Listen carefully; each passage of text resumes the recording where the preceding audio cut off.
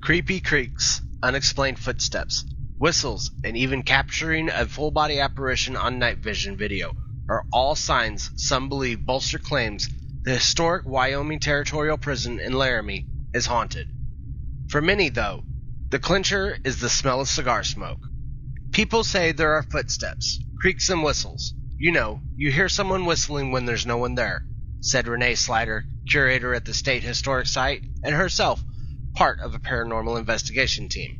We've experienced some interesting things, Slider said, about what was once home for some of the most notorious and genuinely evil men in the West. We've heard a female laugh, almost like a singing when there's nobody there. People who visit the popular tourist draw also have reported hearing noises coming from the prison's second floor, which housed the mess hall and areas where much of the at times harsh discipline was meted out, Slider said. Those who smelled a cigar have perhaps come closest to meeting the prison's only ghost. History knows him as Julius Greenwald, a 38-year-old cigar maker from Poland who found a brisk market around the region for his high-quality cheroots. As an unwilling resident of the Wyoming Territorial Prison, he was simply prisoner number 338. He's also one of only 2 of the estimated 1,000 prisoners kept there during the facility's time as a penitentiary from 1873 to 1901 who died while incarcerated, Slider said. The other was a convict who came to the prison suffering from leprosy and died a short time later of pneumonia. Now known as its lone ghost, Slider said she doesn't disbelieve Greenwald's spirit haunts the halls of the prison, but she's also not a believer. She wonders why he would haunt the prison, referencing Greenwald died of natural causes, a heart attack, and his body was sent to his sister in Utah, so his spirit shouldn't be tied to his remains. Maybe he still has some unfinished business with what landed him in one of the frontier West's most infamous prisons. One day in 1897, while on a sales trip selling cigars, Greenwald visited his favorite brothel in Evanston and was shocked to find his wife, Jenny, working there. Enraged, he shot her on the spot. Convicted of second-degree murder September 25, 1897, he was sentenced to life doing hard labor. In prison, he persuaded the warden and guards to allow him to continue making cigars. In 1989, his was one of a number of cells that were removed during a major renovation of the historic site, and one theory is the noise and elimination of his cell riled up Greenwald's spirit.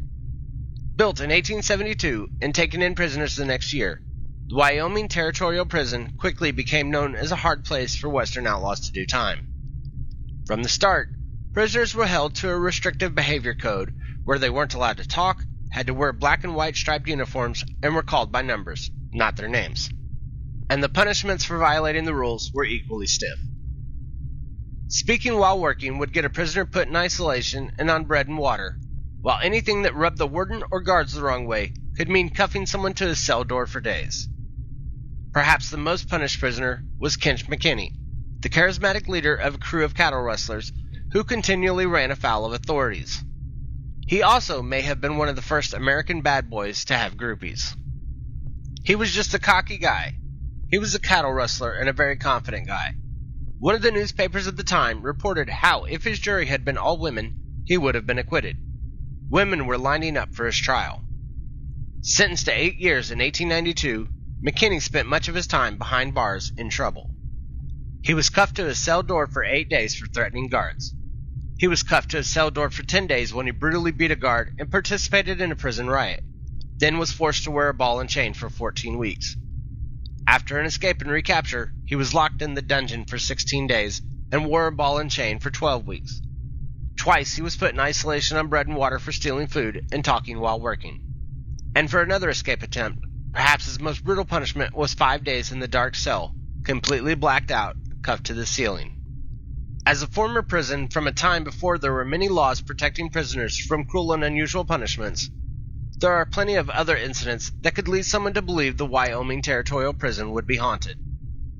One recounts how a prisoner once smuggled a large rock in with him, then one day put the rock in one of his socks and assaulted a guard with it, Slider said. Then there was the prisoner who was allowed to be a barber and took advantage of a guard's inattentiveness. When the guard turned his back on the prisoner, he slashed the guard's neck.